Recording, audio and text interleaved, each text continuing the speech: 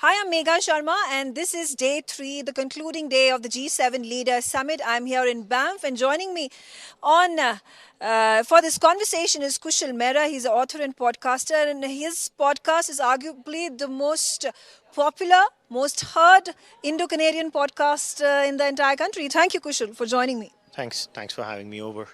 Kushal, of course, it's an important day for India because the Prime Minister is going to be holding a lot of bilaterals, including with the Canadian Prime Minister. There is going to be the G7 Outreach Leaders Summit that takes place as well, which is the focus is energy infrastructure, energy security. How do you view India's role, and has it come of age when it continues to be present at the last 12 of the G7 summits? As far as India and its position in the global economy and the global polity, if we were to consider, it's a very good position where India is at right now. Um, Already, we are the fourth largest economy in the world. I think we're going to be the third largest in 3 years. So, in those parameters, we're doing well. And honestly, we're just unignorable now. You cannot ignore India. So as far as that is concerned, but from the Canadian perspective, from the Indo-Canadian relationship perspective, I would still rate it in the cautious optimism realm. I think we have all the right signs as far as the signaling from the Canadians is concerned, but we should be very cautious because I've been repeating this line all the time. Things can go south in Canada very soon.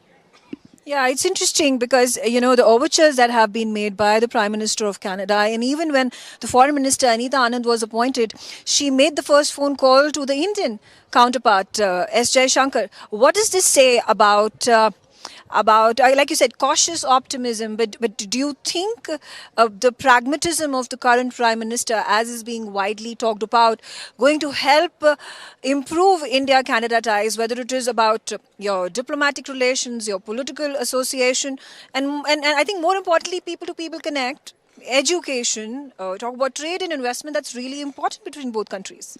Well, see, it depends on what is your baseline of comparison. If your baseline is Justin Trudeau, then anything is better, right? Because there was literally everything had gone downhill under Justin Trudeau. But I think the fair comparison for India-Canada relation has to be the Prime Minister Harper baseline. That was when Indo-Canadian relations were at their best. Prime Minister Modi had come for a bilateral at that time. So I would say we should. So it's a two-pronged answer. From Justin Trudeau's baseline, things are way better. From Prime Minister Harper's baseline, I think that time was better. So we've not reached that yet. But to be fair to Prime Minister Karni, he's been barely a Prime Minister for a few months, not even like half a year. So let's wait, let's watch. Like I said, we have to be cautiously optimistic on the trade. But so, you know, the Canadians want to trade.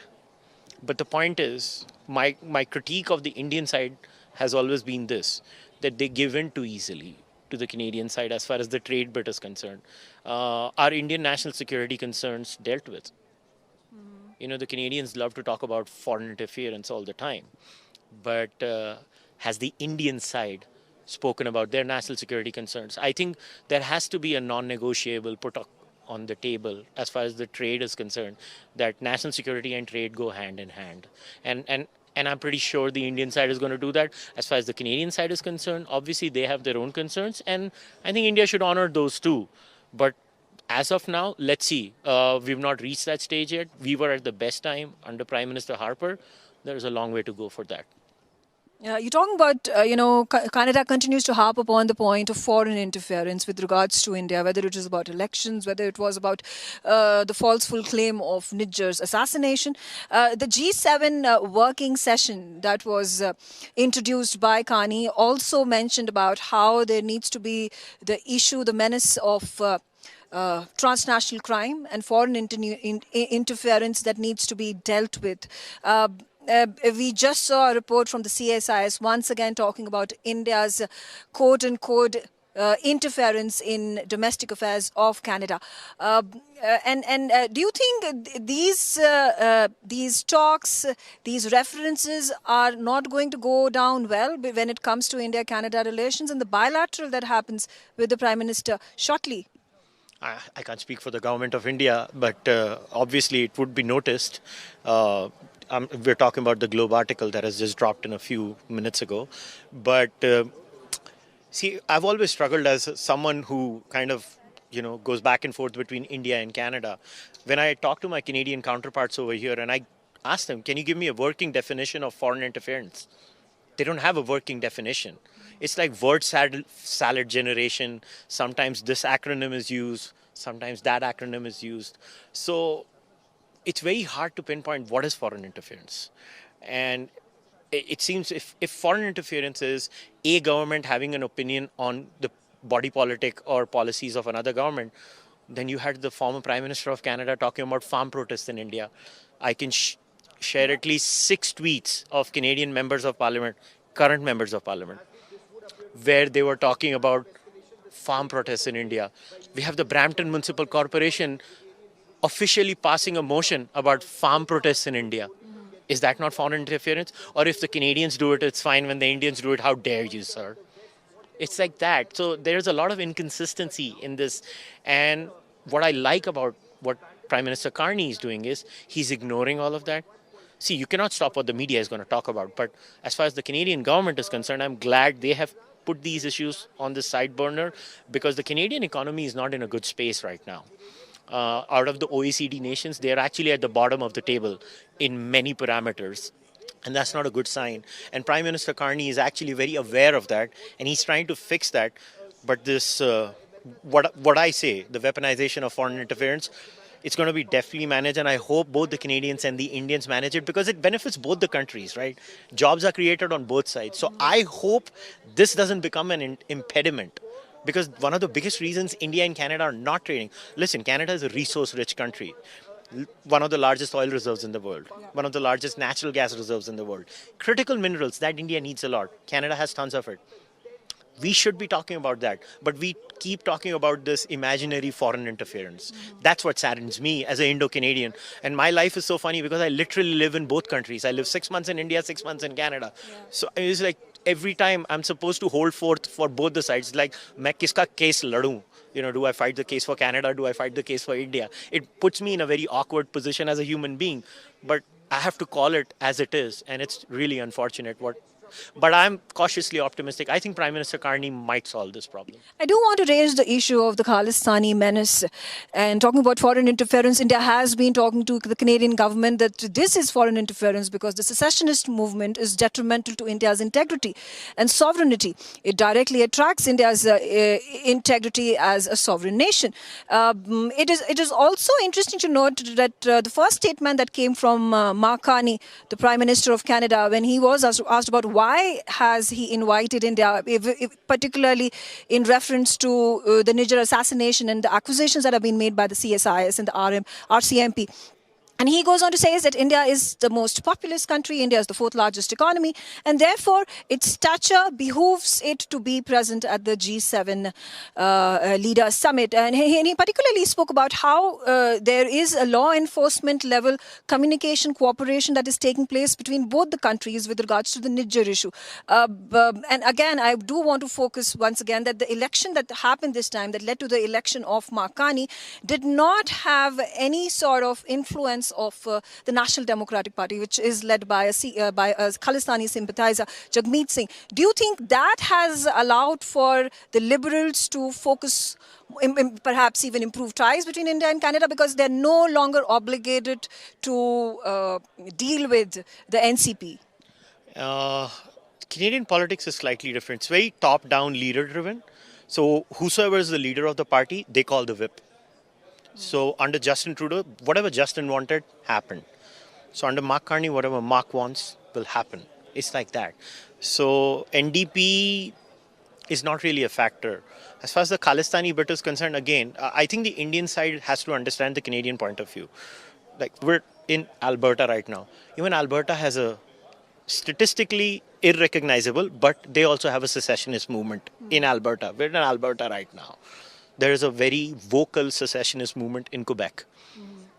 In fact, the party that believes in it, Bloc Québécois, they actually govern the province. So if you go and tell a Canadian that, hey, why are you talking about this? They're going to be like, we have 2 active provinces that talk about it. We're not going to pay attention. I think what the Indian side needs to talk about, as far as the Canadian side is concerned and Khalistan is concerned, is that Khalistan is not just a secessionist movement, it's a criminal network. There's drug trafficking, there is sexual trafficking of innocent victims, there is crime, there is extortion.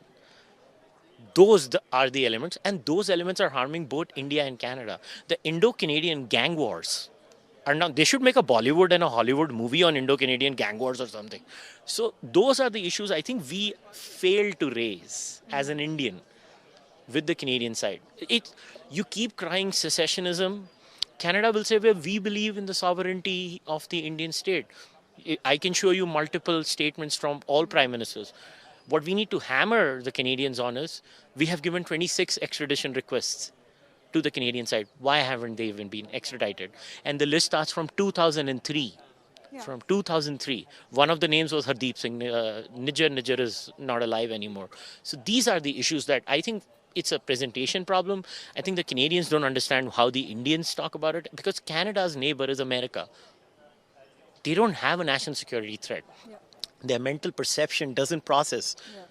Our neighbor is Pakistan, who wants to, obliterate us. So countries that live in hostile neighborhoods and countries that live in docile neighborhoods have a very different way of looking at the reality that life presents to themselves. It's like if you are in a gang-infested ghetto, or if you live in a nice, swanky place. Your perception is very different. And I think we need to understand each other more. Even the Canadians, I'm not saying the Canadians are right. What I'm trying to say is that we're not able to present to the Canadians. And I think Canadians also fail to present to the Indian side that this is what we want from you. Can you explain it in this way? And that's where we are at on the Khalistan issue. We can't just term the Canadian government to be as naive as to what exactly is happening on their soil for decades together. Have you seen Canada? They got a Nazi in the parliament. This is not a serious. This is not a serious country. I mean, I don't know how else to say this. They had Jazzy B, the Khalistani, in the BC legislature. Inderjeet Mogga came just a few days ago. So this is Canada. Weird things happen. So I mean, I don't know how else to answer. I know it sounds crazy what I'm saying, but it is Canada. This is. So look at it. I want to give this as an example, maybe as a parting message. So in an Indian relationship, there is a bada bhai and a chota bhai. Bada bhai is very popular. He gets all the good things in life, and the chota bhai is sitting in the corner. And then the chota bhai breaks a glass. Ki koi meri sune. So Canada is the chota bhai in the America-Canada relationship, right? So now Canada indulges in performative outrage. So Canada is kadi ninda. ये देश सबकी कड़ी निंदा करता है. उसी तरीके से इनको अटेंशन मिलती है. आपको इनको बोलना पड़ेगा उनकी भाषा में.